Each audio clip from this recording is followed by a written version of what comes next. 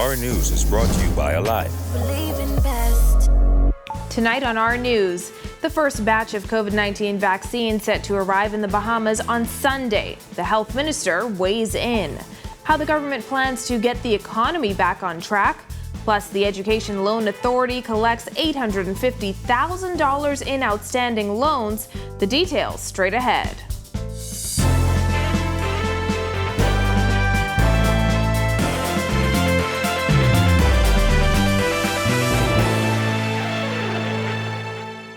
Welcome to Our News and thanks for joining us. I'm Christina Dragovich.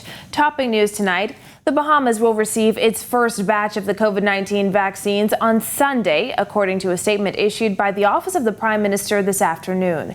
As Health Minister Renward Wells tells Our News, this is good news in the fight against COVID-19.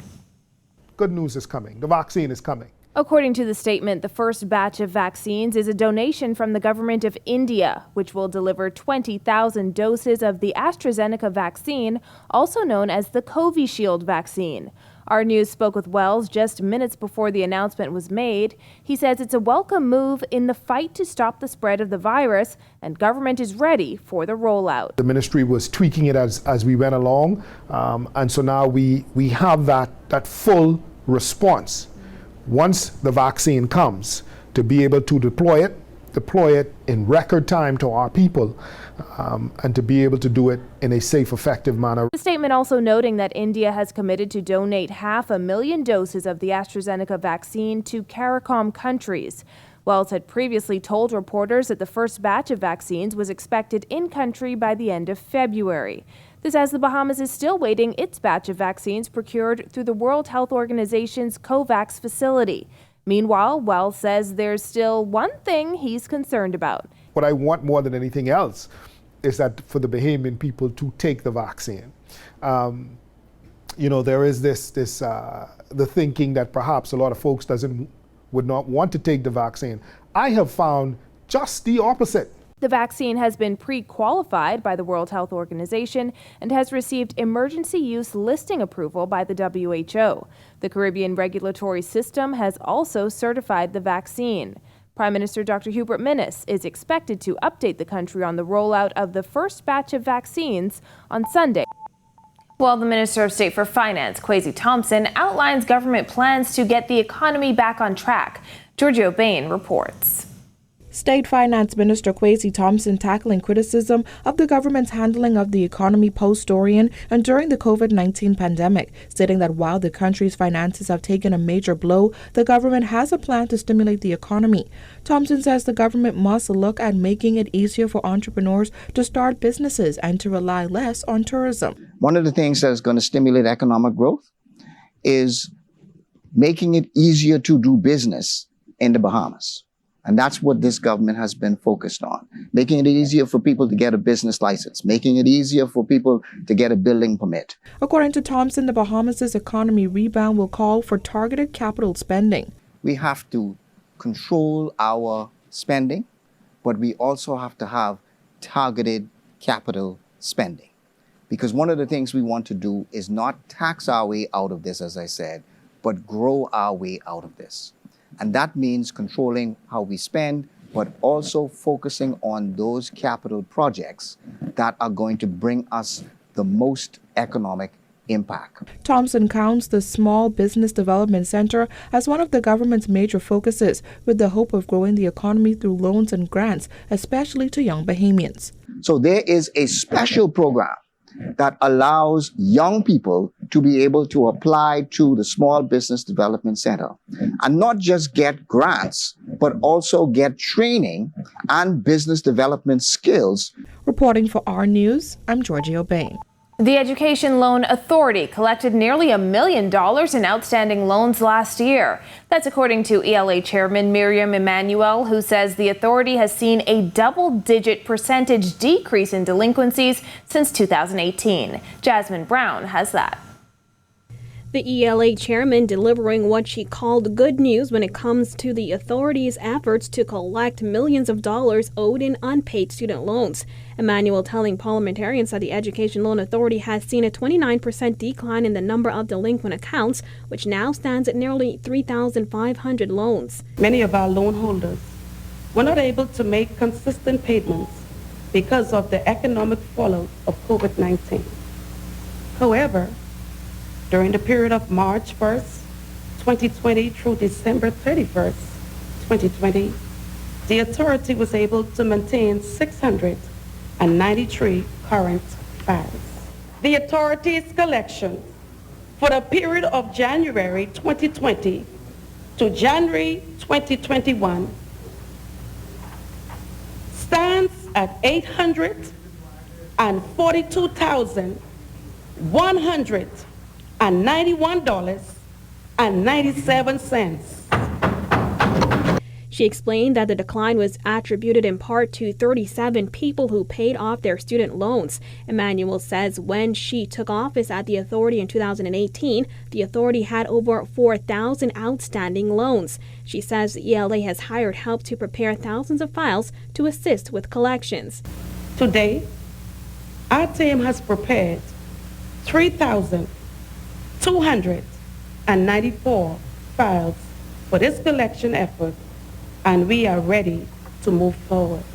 In 2019, the ELA was owed more than $100 million in delinquent loans, according to the Minister of Education, Jeff Lloyd. He says the government wants to restart it, but the program is broke.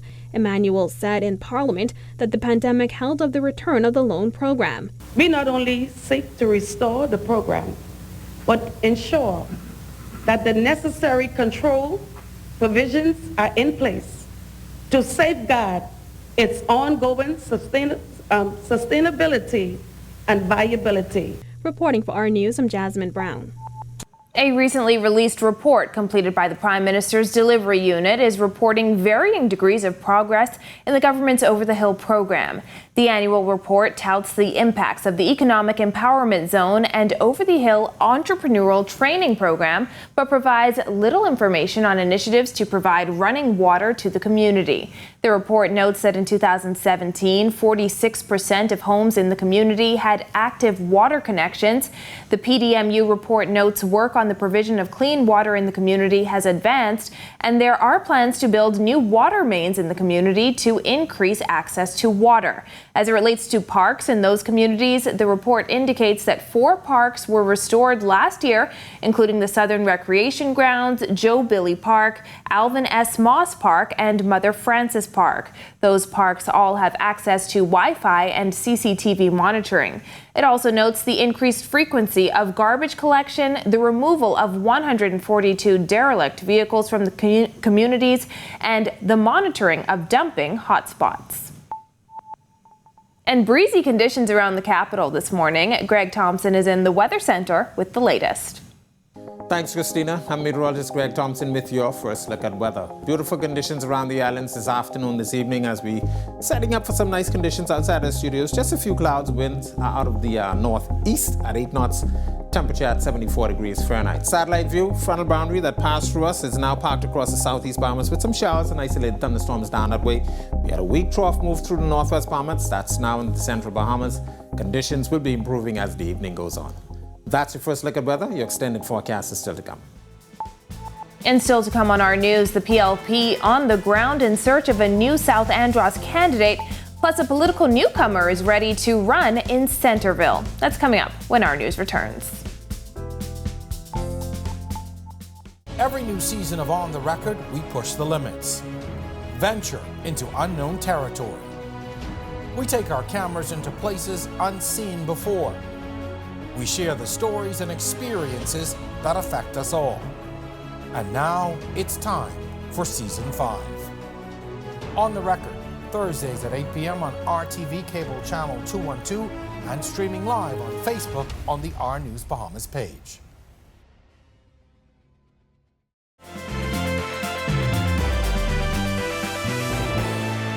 The opening of Parliament in the Turks and Caicos Islands today after the island nation held general elections last month.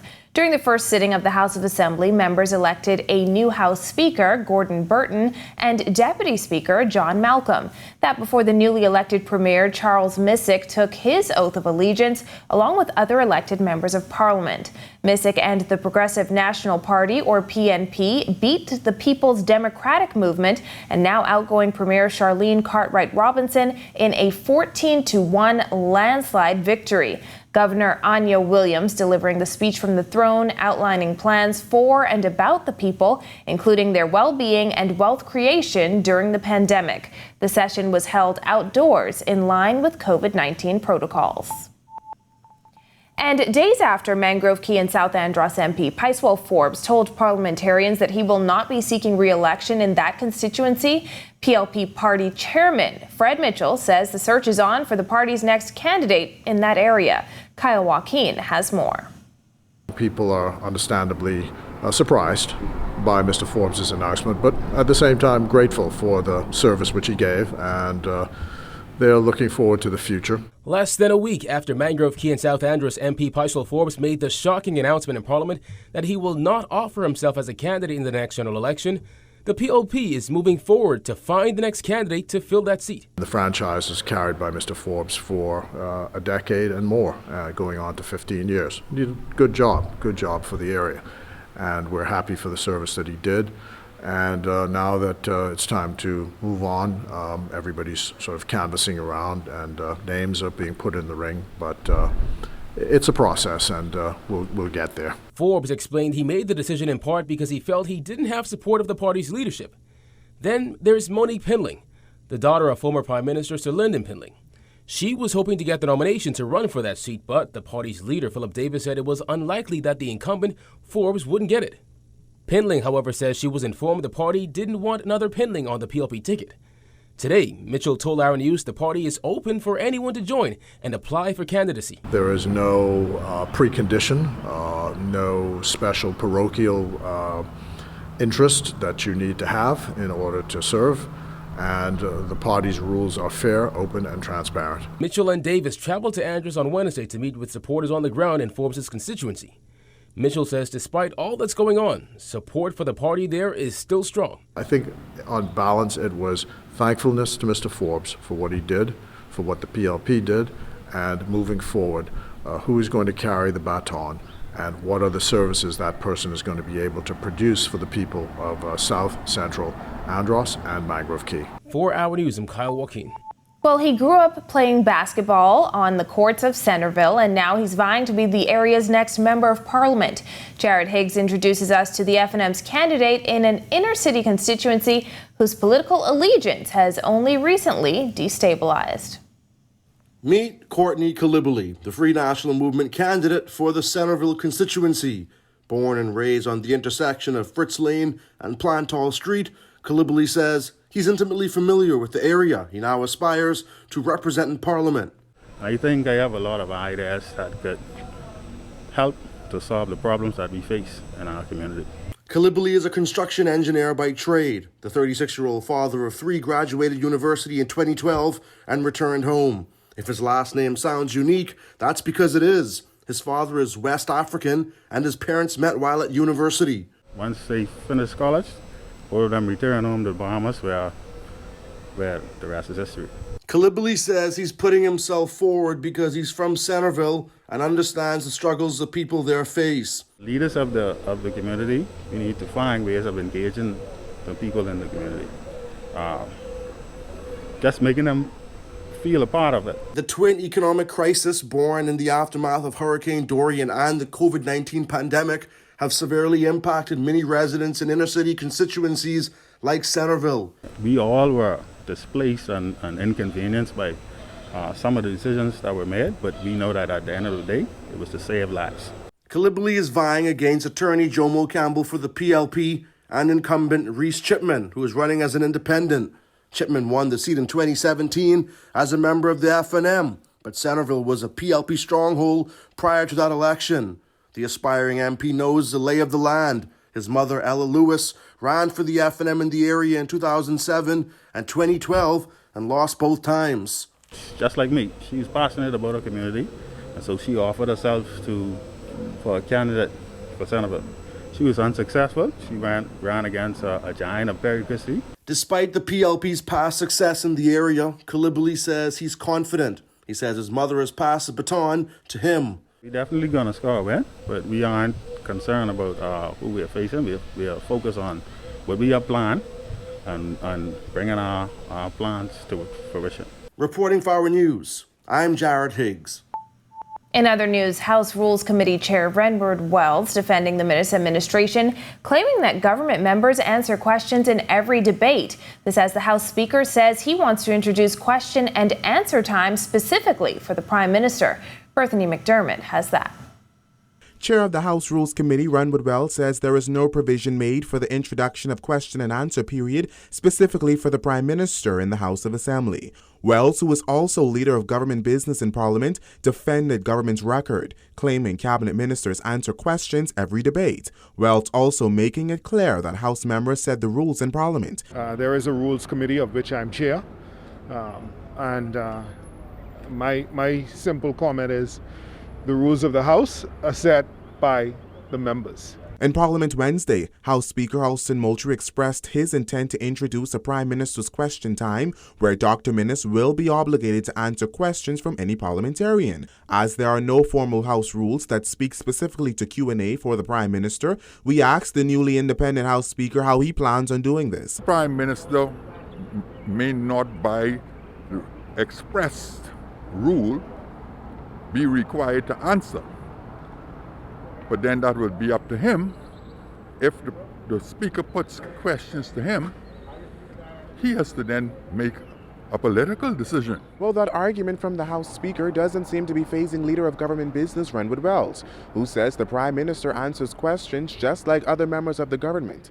Whereas the Wednesday has not been officially recognized and followed, ministers answers questions every debate. Every debate. You'd have seen the Prime Minister answer a question during this debate. You'd have seen I would have gotten up and objected to some things, answered questions in this debate. Reporting for Our News, I'm Bethany McDermott. When Our News comes back from the break, a man who lost his sight as a child becomes an author for change, and Bahamian college basketball players in action. Marcellus Hall has the story coming right up. Every new season of On the Record, we push the limits. Venture into unknown territory. We take our cameras into places unseen before. We share the stories and experiences that affect us all. And now it's time for Season 5. On the Record, Thursdays at 8 p.m. on RTV Cable Channel 212 and streaming live on Facebook on the Our News Bahamas page.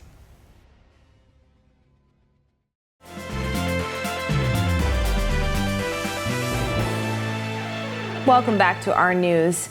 It was a story of triumph and success for a blind man who, despite the odds, is now an author and educator. In this edition of Life Interrupted, Bethany McDermott tells the story of Kevin Cartwright.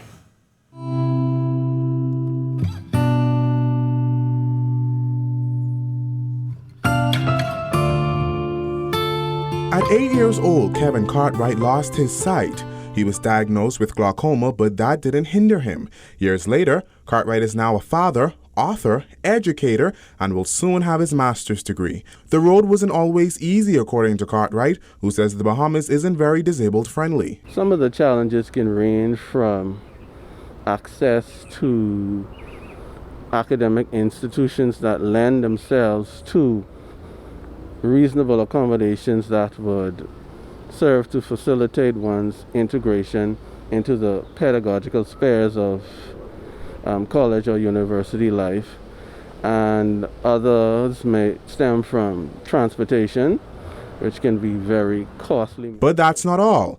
He says many businesses aren't following the laws in the Persons with Disabilities or Equal Opportunities Act.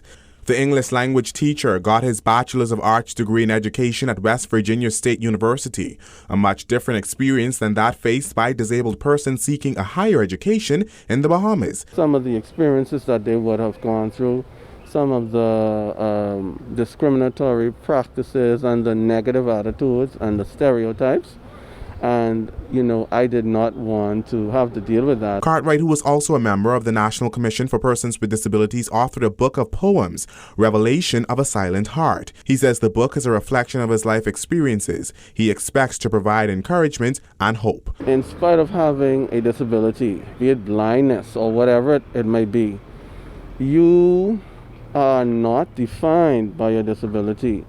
Life is what you make it. Now, being a blind person living in the Bahamas, Cartwright says he and persons just like him aren't looking for sympathy. They're just looking to be treated fairly. Reporting for Our News, I'm Berthany McDermott. Well, big wins for our college basketball stars as conference playoffs get underway. Here's Marcellus Hall. All right, thanks a lot, Christina. Welcome to our Sports on a Friday, everybody. I'm Marcellus Hall. You can tell by the background, we're talking about some college basketball. Yolette McPhee-McEwen, head coach of the Ole Miss Lady Rebels, they've been playing some inspired basketball as of late. They started off the season hot, then went into that bit of a dry spell, mostly due to injuries and COVID-19 that caused them to kind of fall off a bit. Since the last couple of games, though, they've beaten some ranked opponents. Last night in the conference championships, conference playoffs, that is, they got another big win as they took down Arkansas 69-60. This don't look now, but I'm telling you right now, this Ole Miss Lady Rebels team, they're a force to reckon with. They'll continue their run now as they move into the quarterfinals. Expected to play again today, going up against the University of Tennessee, a team that beat them earlier this season. We'll see whether or not they can turn the tables on them this time around and move into another stage of the conference, the SEC conference playoffs. All right, so let's move on to some other news now as Kai Jones and the Texas Longhorns, they're also into their conference playoffs. And right now, Kai Jones and his team looking pretty good, taking on the squad out of Oklahoma last night. Had to do a bit of coming back. 15th ranked against 16th ranked. They trailed late in the game, but were able to turn things around, able to come back into this one. They win 69-65, ends up being the final score. Jones with just 4 points on the evening, but played some pretty solid defense. The best part about it, of course, is that they got a win. On to the NBA now, where our guys were playing again last night. Both DeAndre Ayton and Buddy Hield playing their final set of games before the All-Star break. Let's start with DeAndre Ayton as he and the Suns looking to hold on to second place in the NBA Western Conference. Don't look now, but the Phoenix Suns are continuing to play well in the Western Conference. Last night, they took on the Golden State Warriors with a chance to keep their hold on second place in the Western Conference and move perhaps closer to the top seed. Golden State Warriors were in their way, but that would not matter because they continue to solidify their hopes as being a championship hopeful. DeAndre Ayton finished up with 22 minutes on the floor, had 11 points, also had 10 rebounds, a couple of assists, and a block shot on the night. Phoenix getting the win 120-98. They improved to 24-11 on the season. They are 12-6 at the home front, and right now sitting in solid position as far as second place and moving up and challenging for the top spot in the Western Conference. Last night, Buddy Hield continuing his good play as the Kings have not necessarily gone into win column, but we know that Buddy Hield has continued to now turn his game around, his season around. Last night, playing the Portland Trailblazers, 123-119 ends up being your final score. Taking a look at Buddy's performance, he continues to shoot the ball well. 37 minutes on the floor, 8 of 17 shooting, 5 of 12 from downtown. Ended up with 21 points, 6 rebounds, and 3 assists. Kings, as we said, going to the All-Star break, trying to turn things around, but doesn't look too good. We'll see how that goes around as the season gets resumed again on the other side. And that's your check on sports for you here on this Friday. Have a great weekend, everybody. I'm Marcellus Hall. Back to you, Christina. Thanks, Marcellus. Ahead on our news, a look at weekend weather, plus how students are displaying courage and patience in the pandemic. The details when our news returns. Every new season of On the Record, we push the limits. Venture into unknown territory. We take our cameras into places unseen before. We share the stories and experiences that affect us all. And now it's time for Season 5. On the Record, Thursdays at 8 p.m. on RTV Cable Channel 212 and streaming live on Facebook on the R News Bahamas page.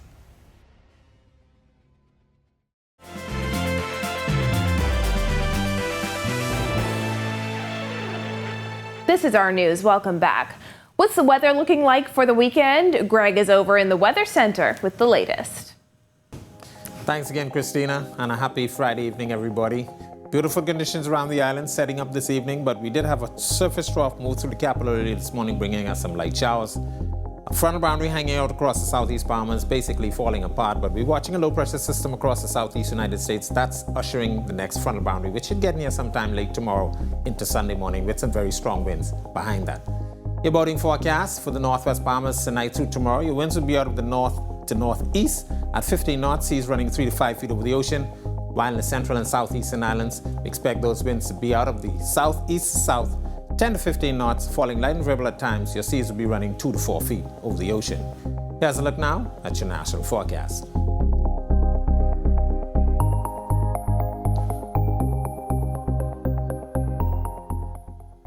Now look at your extended forecast through Wednesday.